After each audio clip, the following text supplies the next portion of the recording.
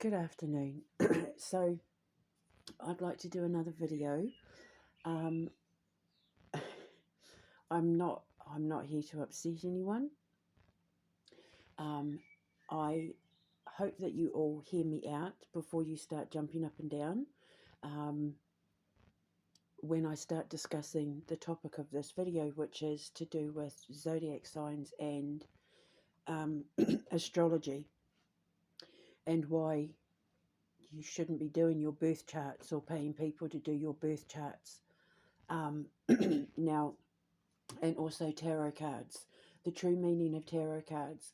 Now, I am not here to tell anyone how to practice their faith, because your faith is your own and it is your right to find your faith.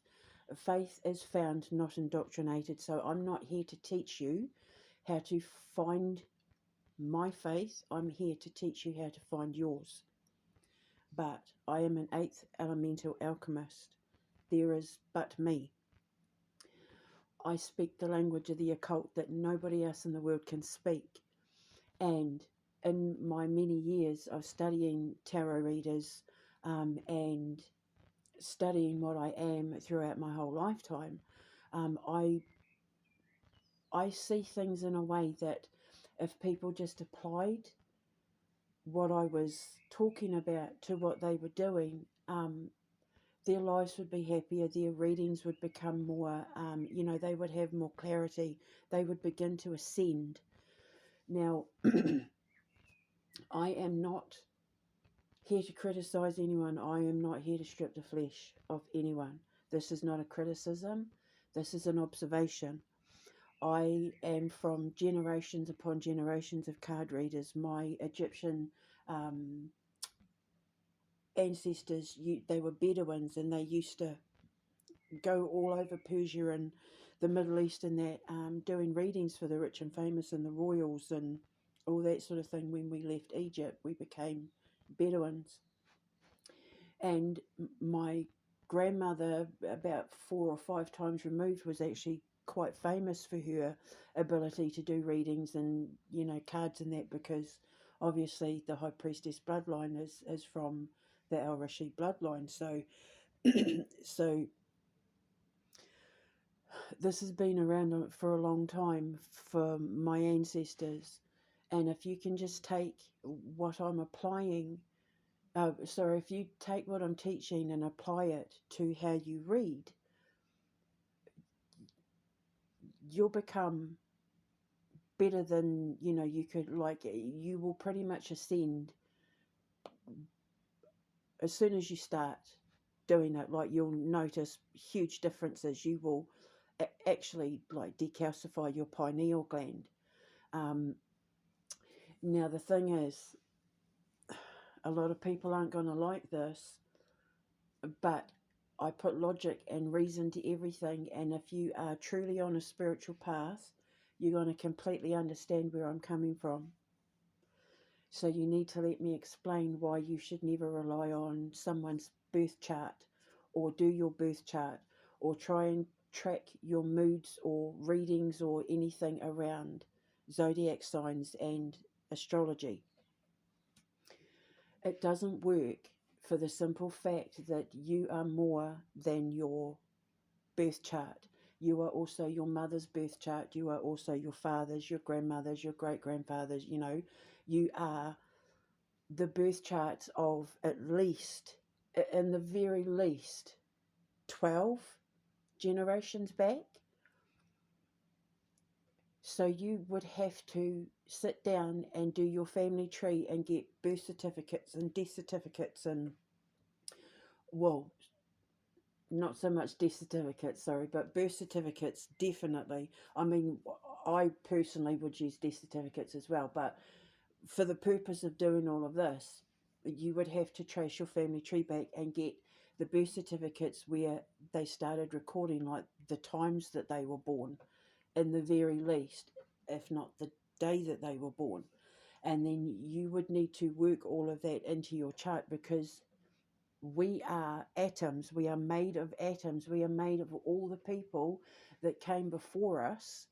It's just this version of us only came into existence on the date and the time that we were born. But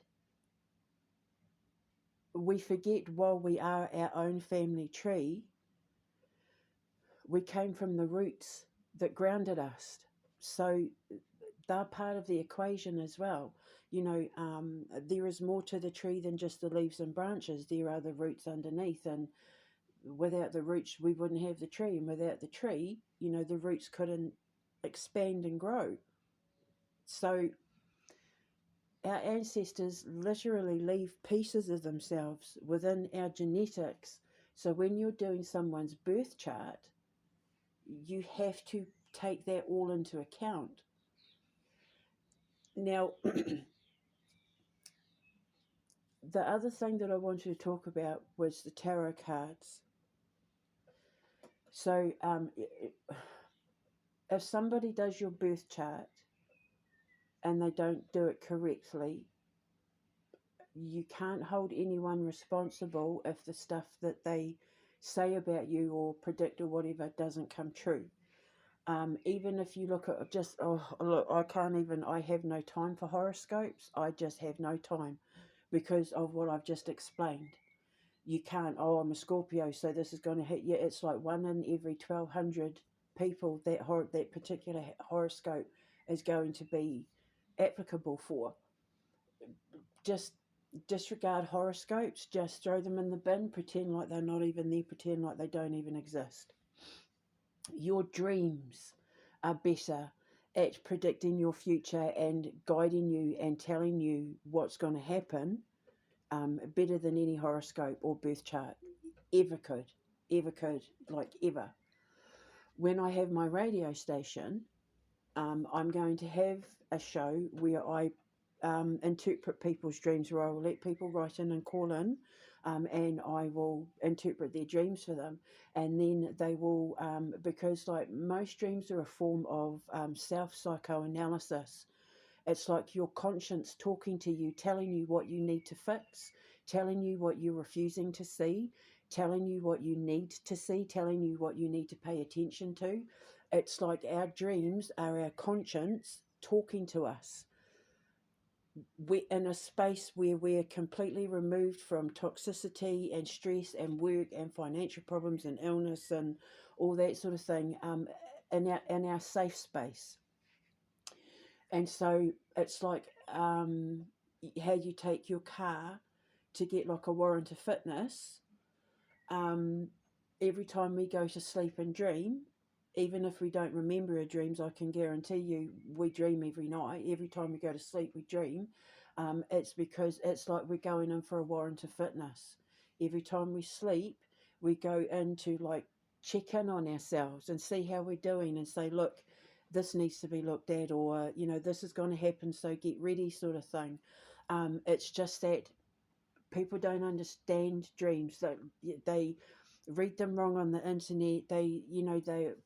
People are not being taught the right way. And so I'm trying to teach everybody how to do it the right way. So my radio show, I will interpret dreams for people and that, but you'll see, even from what I've documented with my dreams, although your dreams aren't going to be sort of like my dreams because mine are full of heavy codes in that. I'm a gatekeeper, so my dreams have to be locked and coded so that people don't try to copy my dream or, take my prediction or claim my prediction, because a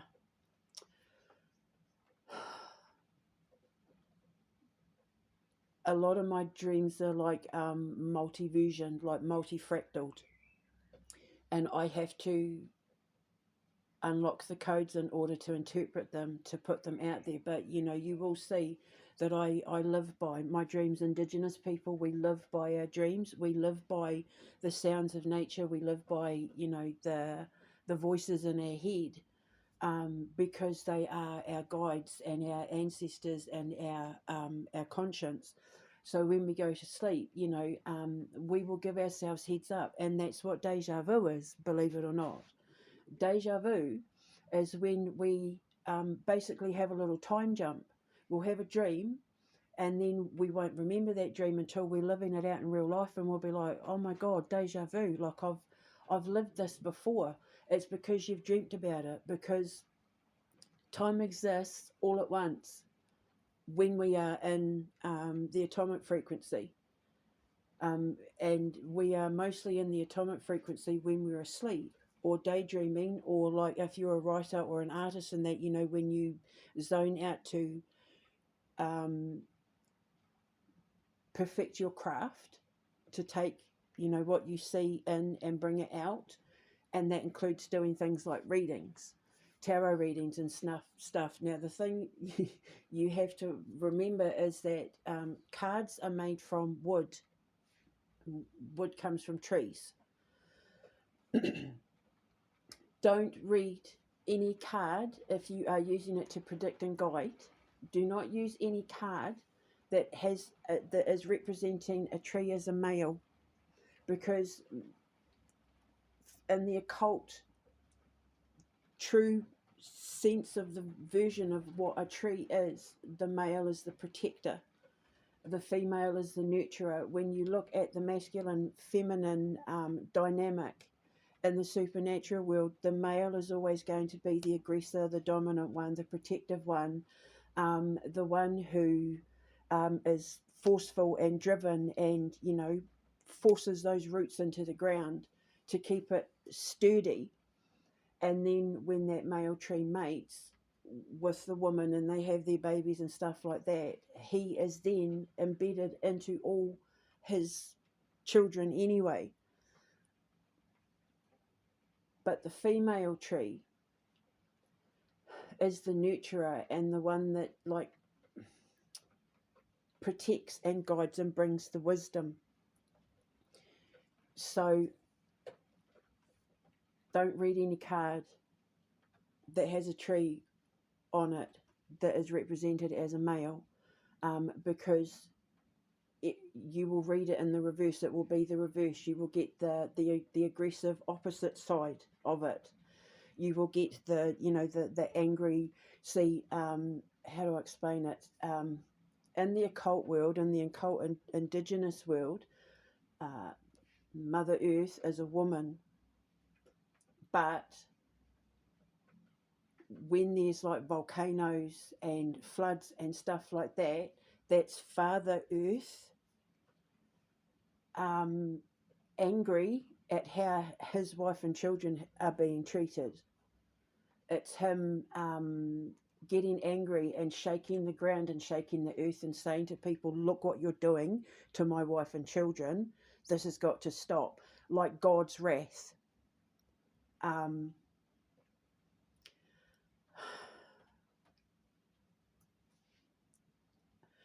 The other thing is,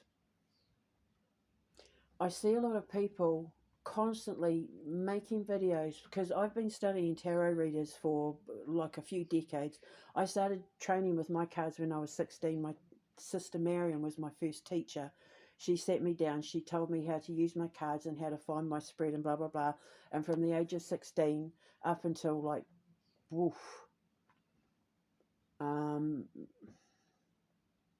maybe 32, which I should never have done, I used cards to do readings. I was making a nice little name for myself back home in New Zealand, and I was just starting to step into the foray of radio and that when I moved over here.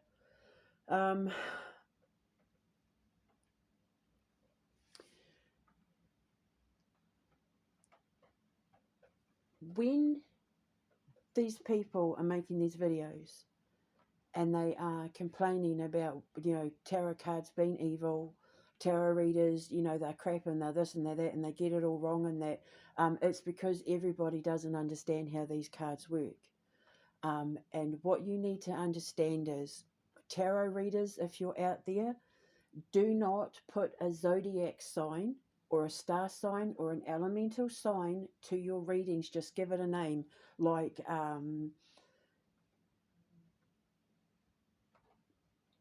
I don't know, like a normal title.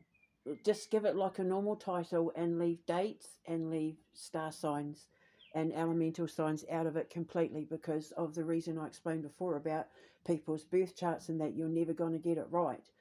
But what people need to understand is, tarot readers, if you're listening, when you do your readings and you say, this is Cancer for me, or, this is typically, Leo or the Emperor Aries and that sort of thing, that's good.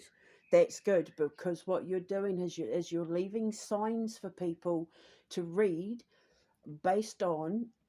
You could be looking at, when you say, I feel like this is Cancer, or I feel like this is Sagittarius, or I feel like I'm speaking to a Leo or whatever, you might be talking about not just their star sign. You could be talking about the full moon that's coming up, um, the new moon that's coming up, the month that the person finds the reading, the horoscope sign of the month of the person who finds the reading, where it resonates with them. You don't have to just read your star sign in a tarot reading in order for that to apply to you, because of everything I've mentioned before. Now, I'm an 8th elemental alchemist, which means I'm everyone's star sign, I'm everyone's birth charts, I'm everyone's placement. My chief primary totem as an Egyptian high priestess is white dragon. Okay, so I'm like the four corners of the universe kind of wrapped into one little crystal ball. And I've earned the right to be able to say to people, this is what I see, and this is what you can do to create your beautiful little world. So if they mention a specific animal totem, it could be the year of that animal totem, or like I said, it could be the full moon, it could be a new moon, it could be the month they find the reading, it could be flipped in the reverse. If a person is on a descending path and they're suffering from depression and rage and anger and blah blah blah, the reading can be flipped. So like if they're a Taurus and they're on a descending path, the reading can be flipped and apply to them as a descending Scorpio. So then, if the reading is for Taurus, it might resonate with a Scorpio who is suffering from depression. And, do you know what I mean? So this is what people need to understand with the High Priestess card with the B and the J. Don't listen to any of that stuff that they turned tarot cards into a form of predicting and all of that, like in the 17th 18th century. And then of course obviously in the Victorian era, everybody embraced wanting to communicate with the dead and predicting the future and blah blah blah. But traditionally, tarot cards, which have been around since like the 14th 15th century, 1400s, was originally used as a philosophical tool, like like mantras, like a daily philosophy, like a positive affirmations, that sort of thing. And yeah, it was sort of, once they sort of became popular in Europe, and that's when they got turned into, you know, for the rich and famous for predicting, and that it became like a parlor game. And then, and now it's like a multi-billion-dollar industry. But people are getting it wrong, because the High Priestess card, the B and the J, stands for balance and justice. And you can't read and you can't predict and you can't access these codes to the universe until you know how to be perfectly balanced, and you're allowed to sit in judgment. You are allowed to cast judgment on the people of Earth who are trying to knock at the gates of a realm that you have to earn the right to get the keys to. You can't just walk in, you can't just assume because Granny did readings and you're quite good at it and you get stuff right, that it means you're allowed to do it. You have to earn the right, and the only way you can earn the right is if you ascend. So if you suffer from depression, if you self-medicate or self-soothe with like alcohol, have addictive issues, or um, you have anger issues, even if it's road rage. If you say, if you, you know, I suffer from road rage, but you do readings and you're spiritual, then you're not ascending. You're not ascending. Um, you have to have balance, and you have to know when to cast judgment when you're ascending. And that's a high priestess sits on the throne because she's perfectly balanced. So now she's allowed to cast judgment. And you know, I've been paying attention for a long time, because I'm actually, for quite a few years, I have been putting together an ascension deck, which is originally how I found Santaro and that, because I'm looking for volunteers for when I produce my ascension deck to give the cards to, because once they've trained with my ascension deck, they will be full blown kickstarting an ascension. Please don't get upset with me, but if you are overweight, you have skin issues, if you're on antidepressants or have any mental health issues, you're not on an ascending path. You're stuck in a purgatorial loop. Because when you are ascending, your pineal gland, once it's completely decalcified, it will trigger your vagus nerve. And one of the symptoms of a vagus nerve activation is weight loss. Like, you become physically, like, you have so much energy, the weight comes off so fast that you know, you end up physically fit and strong. You lose the weight, you lose the baggage, because you find balance. And an atom can't expand in a healthy way, in a way that is evolutionarily expansive, without it having perfect balance. But I'm not saying that anyone's bad or anyone's in trouble or anything like that. What I'm saying is, it's an opportunity for you to look at yourself and say, what am I doing? Not what am I doing wrong. It's not that you're doing anything wrong. It's just that you didn't know. But, you know, I say learning is knowledge, knowledge is wisdom, wisdom is power. I've handed you the power now to do something about it. If you are having weight loss issues, or, you know, like me, look, I used to weigh like 365 pounds. Like, at my heaviest, I was like nearly 28 stone. When I was 14, I was 19 stone. So, no judgment here, because I've been there, guys, you know. But all I did, I just went off all forms of sugar, and the weight just came off. And I had to start exercising in that, because I had all this energy to burn. 29th of July 2015 is when I went off sugar, and I haven't been back since. I just get my sugar from dairy and like fruit and dried fruit and that sort of thing. I developed a gluten allergy, but I think that's just God's way of saying you can never get fat again. Stay healthy. But obviously, if you don't have a gluten allergy, you don't have to worry about it.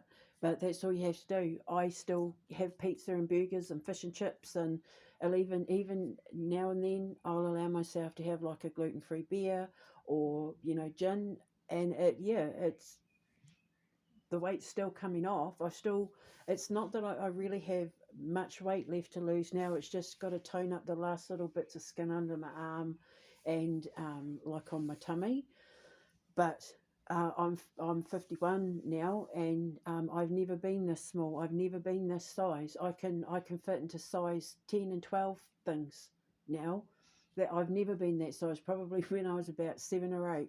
So there's no judgment here. I'm just saying these are things you can do to help yourself, instead of having soda, fizzy pop. Have sparkling water with like a twist lemon or lime or orange in it, you know, or crushed up raspberries and some ice. Honestly, you can't do any better, and it'll detox you and it'll get everything out. But